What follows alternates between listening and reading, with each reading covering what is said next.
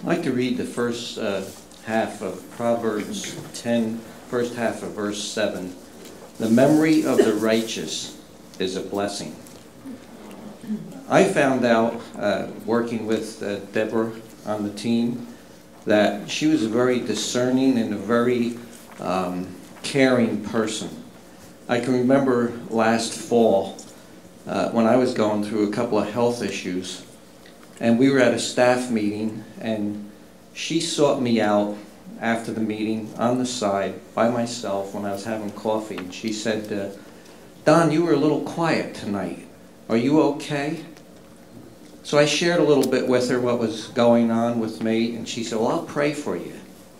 And I remember after that, whenever we got together, whether it was 3 weeks later or 4 weeks later, whatever it was, she would always come up to me on the side, away from everybody else, saying, how are you feeling? How are you doing? She was very caring in her own way. She didn't make a big show of it. And I remember when we found out that she passed, Jonathan, our phone started ringing off the hook. And it was the same message. Brad Betancourt called us from Maryland. And he said, oh, Deborah was so nice to me at the Eagles Wings Christmas party. She talked to me so nice. And then Sister Fogel from Calvary Temple, Pastor Fogel's wife, called me and said, Deborah was so nice to me at the Eagles Wings Christmas party. I had such a nice talk with her. Now, if you were at that party, you wouldn't have even seen Deborah doing this. She was in her own quiet way. So I can tell you, Jonathan, that Joanne and I will always remember the example that Deborah set for us as being a caring person of genuine love. Hi, I'm Roslyn Park, and I got to know Deborah through the call in New York City. Our relationship really was a relationship made in heaven. That's not just a cliche. It actually happened. I was beginning to coordinate the call in New York City, which was a gathering of 85,000 people, it turned out.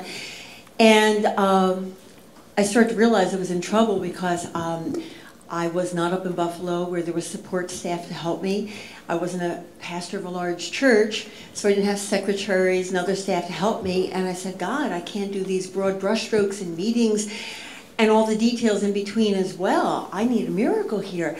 And so I started praying, and I said, God, you know, it can't even be just anybody. I mean, it has to be somebody who's articulate and who can write well because they're going to be interacting with leaders all over the nation.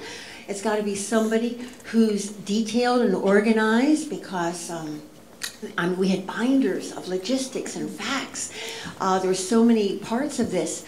It had to be somebody who was bright because if I had to spend a whole lot of time teaching them, I wouldn't be getting any work done. You know, it had to be somebody who worked consistently at an excellent level. And it had to be somebody who would be willing to work night and day and give almost a year of their life and do it all for free. So, you know, this was the miracle I needed. And I prayed and I said, God, you know, who? And he kept bringing Debbie's face to my mind. I didn't even know her that well. So I finally got up the courage to call her. And when I asked her to pray about it, she laughed.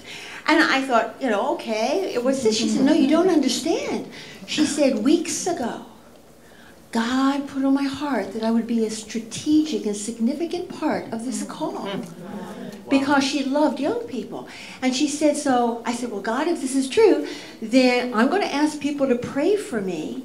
And if I get prayer partners, then I'll know you're serious. Well, she said just the other day, right before I called, she had 5 prayer partners praying for her. And she didn't even know what she was going to be doing. So my call was a confirmation. And we worked night and day. We were both night owls. So 2 o'clock in the morning, I'd get an email from her and I'd say, Debbie, what are you doing up so late? Get to bed. And she'd write back, oh, I'll go to bed if you go to bed, you know. And we got very, very close. But I could not have done this gathering without her. And I think, you know, when Debbie was born with that heart defect, you know, the enemy probably thought he had dealt some sort of crippling blow to her potential and her destiny. But Satan left God out of the equation. And Debbie had an incredibly full and blessed life on a personal level, in her marriage, her family, her friends. but she also had a ministry life. Yeah. She had many spiritual children, and she ministered one-on-one.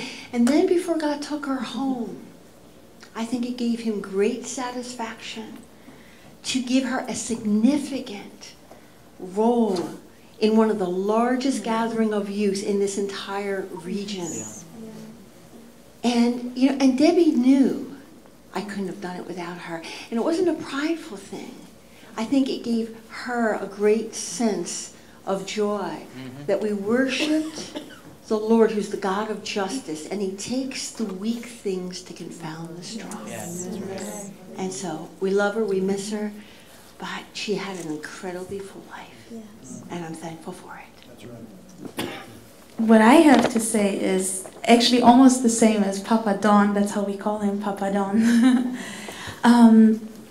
Debbie was always a tremendous caring person, always there. She was really a listener. And when I look through this room, she was also someone who impacted lives. Her life was fruitful here on earth. You know, it was really, really, really fruitful. And I love to worship with her. She was also a lot of fun. Was a lot of fun person. Our director, Robert Stearns, and his wife Anna couldn't be here tonight, but they asked me to read a few remarks from them to you.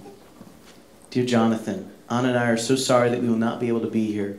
Both want to express our deep sympathies at Debbie's passing. We were blessed to have known her. Her heart for God, her smile, her faith, and her faithfulness are memories that we will keep. Debbie had a passion for the Lord and a commitment to see him display his glory in her generation. She was a passionate worshiper and wasn't afraid to show it.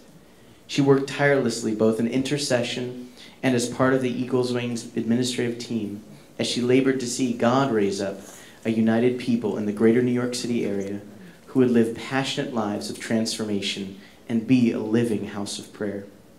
Debbie loved to worship and pray, but she also loved to laugh. We were so blessed by her heart to serve and to encourage. In spite of the health challenges she faced, throughout her life she lived with a determination to enjoy God's blessings as they came along. This determination was an inspiration and example to many on our team. Her legacy is found in the seeds of intercession that she sowed into God's purposes here in this region and the lives she sowed into. We love you, Jonathan. Know that we are praying for you in this time. All our love, Robert and Anna. Lastly, I want to take a moment and just share. Debbie and Jonathan were more than just acquaintances. We were friends. We've shared some great times together, some great dinners together. And the one thing that I can say for Debbie in my own life, it's interesting because sometimes it's hard to thank what you never see. But I know that in my own life, Debbie Rovetto was a force for change, was a force for love and encouragement. I'm a worship leader and a singer, and sometimes you get off that stage and you feel great, and sometimes you feel horrible. But never failed that Debbie would come up to me and say, wow, that was great tonight. You were hitting something there. She was always pushing me. She was always pushing me onward, saying, there's something more you need to have there. There's a deeper song that's in you. That was the beauty of Debbie. She was kind, she was considerate, but she wouldn't settle for anything less than excellence and anything less than the best that your life was supposed to have. And so I think about Debbie and the life she lived with purpose, and I'm inspired to keep pressing into that thing that God is calling me to. Debbie gave me a little pin one time of 3 stars. It was a 3-star general's pin. She said, you don't know what this is now, but you're going to. Well, Debbie, I'm going to keep listening, keep looking. I'm going to learn how to be determined like you. Thank you.